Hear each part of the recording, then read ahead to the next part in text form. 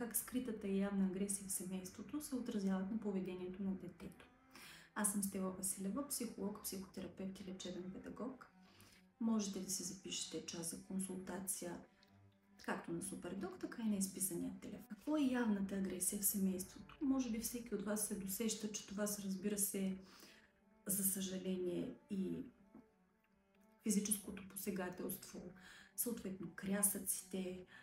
Тя може да бъде емоционално или психическо насилие от страна на един родител или и на двамата, както между тях двамата, така и към децата. Има най-различни форми на това. За щастие все по-често се говори, но това ни кара проблема да изчезне.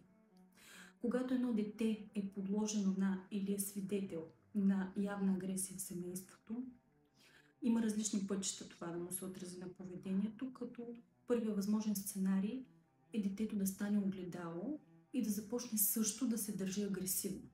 Като по-често то го прави извън дома, тъй като се страхува от наказание, ако го изразява пряко от дома, и много често ще бъде агресивно към децата на площадката, към децата в училище, и то по доста така сериозен начин, тъй като този страх и напрежение иска да излезе от детето и да бъде сублимиран, а също така може да е защото моят родител ми дава този пример и всъщност го нормира за мен.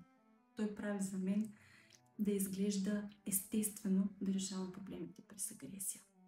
Другия вариант е семейството да има скрита агресия, т.е. хората да бъдат много мили, никога да не се карат, да не изпадат в конфликти.